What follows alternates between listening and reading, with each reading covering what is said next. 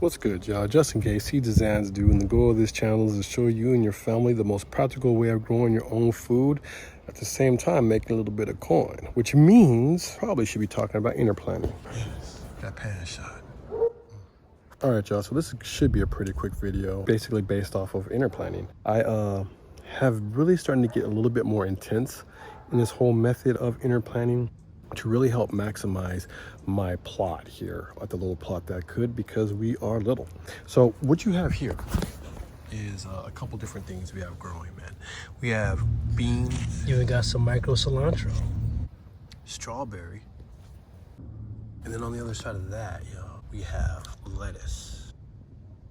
So there's a couple different things that we have growing kind of all the way through this area here. Now this, you already know, is looking kind of barren in terms of interplanting, right? This row, or this larger part of this row, doesn't have really anything interplanted in it just yet.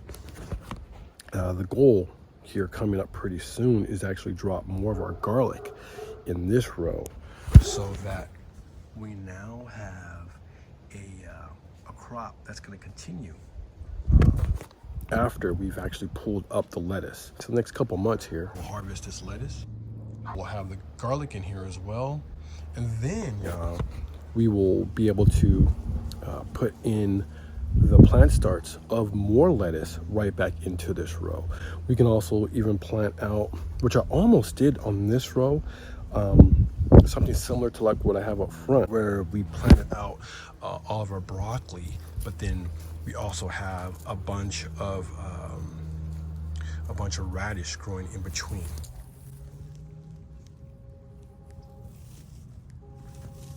Broccoli. All the radish is starting to come in now. Mad mushrooms though, look at this. Crazy mushrooms. So this quite honestly could have been broccoli and lettuce. It could have been more broccoli, or sorry, it could have been broccoli and radishes, just like we have up there as well. It could be a number of different things. What you really want to do when you're interplanting is look for things that are going to be working together with one another well. I do like the idea of interplanting with perennial, like what we have here in the strawberry. The garlic is a long-term crop in terms of just how long it's actually going to be in the garden, right? So it's actually going to take right about 9 months, but it takes the best 9 months, meaning that we don't need to actually be planting it out during our springtime, where these rows are in really high production. I'm constantly flipping them just because of the time of the year, or can be in high production. I said last couple years we haven't really been doing an intense model out on the plot. However, things look like they're going to be kind of going back to where they were a couple years ago, and we will start doing more of a more intense model. With that intense model, I want to make sure that I am maximizing as much space on my plot as I possibly can. So that's what we have going on here. Matter of weeks, y'all, like this lettuce crop right here is going to be up here. Also in a matter of months, the strawberry will actually be sprawling. I'm gonna kind of keep on going more that direction to actually fill in pretty much the area all of our beans are, right? So eventually that's going to be predominantly strawberry. And then if I want to put any kind of tree or anything like that inside of there, we can do that as well. These beans are a really good crop to intercrop things with. They don't ask for much, and they are actually ready to be harvested. So they're going to get pulled out.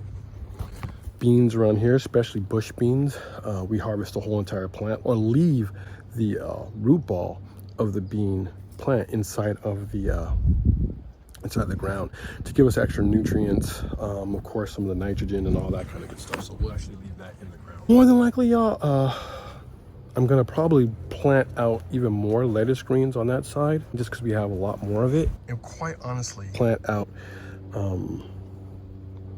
something else. I don't know, maybe some radish, or could even be more beans, who knows? I'm not certain at this point. We have arugula here on this row, as well as more arugula on that row. Both of these beds have actually already been harvested once. Actually, this Friday we'll be harvesting these guys out one more time, and then they will then have romaine put inside of them, and then exactly the same thing. This is either going to be some kind of Salanova or some other kind of bib, interplanted with the garlic. Definitely harvest out the lettuce a couple times and then turn around and either put more lettuce in it, just pretty much the exact same thing. Either put more lettuce in it or radish. For us around here, man, what actually makes the most sense, high yielding, fast turning crops, along with an annual or a long crop, right?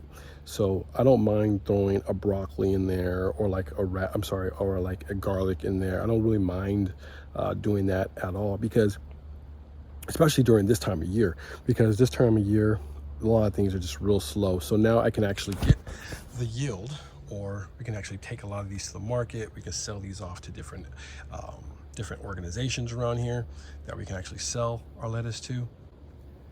We can actually sell those, use some of it for ourselves here as well as have the bed still producing for us for like another couple months, right? So the bed still has a lot of value, and I'm not just constantly turning it. I don't have to turn it at all. I could just leave it there, especially with the garlic in there. I can just leave it there and harvest it out, sell that at the market, and then, yeah. But now it kind of allows us to double dip and really push the amount of, just the amount of what this thing can yield, both financially as well as food wise, out of one bed. It really, really helps us turn a cool profit and a lot of food at the same time. So interplanting, y'all, something I used to do a lot more years ago, but now I'm really getting back on it and taking it even more serious.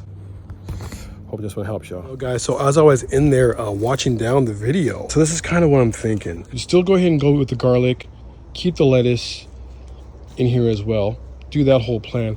But like I was kind of mentioning about the things that I could do in here if I wanted to, go ahead and throw in some of the broccoli we actually have starting as well in this row, right? So now we'll be able to harvest the lettuce, then turn around and harvest broccoli heads. Probably throw another round of lettuce in here, more than likely around the same time, if not actually after we've harvested the broccoli heads, and then still have, actually, we'd probably throw a couple rounds of lettuce in here and still have the garlic in there. That way we kind of have a faster yielding crop in the lettuce, a mid yielding crop, if you will, in comparison to the garlic with the broccoli, and then actually have the garlic. But more than likely, y'all, we'll be able to get, like I said, a couple